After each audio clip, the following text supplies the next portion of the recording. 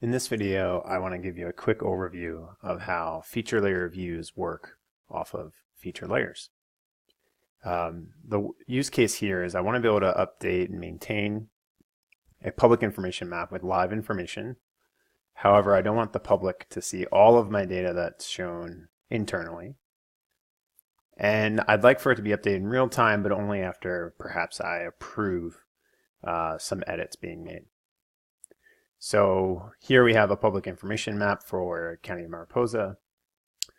Internally, they're using a situational awareness viewer to update the map. But let me first explain what feature layer views are. Feature layer views are a way to keep your internal layers editable and private, but then to be able to make views of your data that are live, not editable, but public. Or you could decide to share it with specific stakeholders. But in this use case, we want to be able to give live and filtered data to the public so that it's updated in real time and reduce the amount of maintenance and work that the GIS staff have to go through just to keep a map up to date. In an ideal world, you'd train perhaps the public works or road people to maintain the road closure layer, and maybe work with someone directly in your agency that has jurisdiction, like the sheriffs, to maintain the internal evacuation zone layer. But the whole trick is we want to be live on our public information map. We really want to use ArcGIS Online hosted feature layers and feature layer views here because they scale dynamically and you won't crash your ArcGIS server. Lots more to discuss on this topic, but I want to give you an idea of where we're headed. So let's start with an example from my own organization. Here we have a road closure layer. We published this using one of the Esri solutions for road closures. So it came with symbology and the data schema already. Once I have this up and running, I can create a view layer. And this is where I can make a public view, or perhaps it's a view for interagency. But either way, when I publish this view, it's going to create a new item, sort of a new layer web address. I'm not going to publish it now because I already have. But what's really cool is while I can keep this one being editable, and you can see it's editable, I can make edits here in my master copy.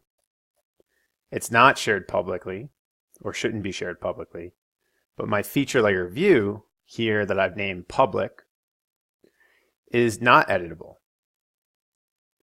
I can come down here and just double check. So it's not editable at all, but it's connected to the live data. So you can see here I have 137 features in my public view, and if I come over here, I have 137 features in my master view. There's a lot you can do with this, and there's actually some great documentation which I'm going to point you to. But just real quickly, on my feature layer view, I can come in and set the symbology as I'd like. I can also do my filters through these view definitions, which is really important. So these view definitions will allow you to filter based on things like a field approved for public, yes or no. So I only want to show ones that are approved for the public. I can also come in and instead of just defining my features, define exactly which fields I want the public to see and check some of the ones off. Maybe I don't want them to see who created or edited the data. So this happens all the way at the REST endpoint level. So in other words, if someone goes to look for your data, they're only going to get what you allow in this view. But really, really important again is that it's live. So just to show you an example here, this is actually a live map. So I'm not going to make the edits, but any edits we make in our internal situational awareness viewer. And here I just have a little editing widget. You could do these edits in ArcGIS Pro. You could be doing these edits in a web map, or you could be doing them in a simple app.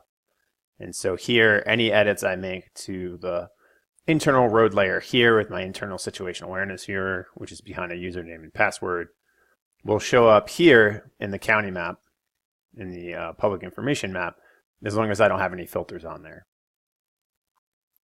So I hope that makes sense. I hope that's a little bit helpful. We can do some more follow-up. But I'm going to link you to a blog that lays this out really pretty clearly and provides some different use cases that I found pretty interesting. And I think it'll be something you want to set up in advance of disaster, but will be really helpful and help streamline some of your workflows. And really important is to provide situational awareness to the public. Thank you very much for watching.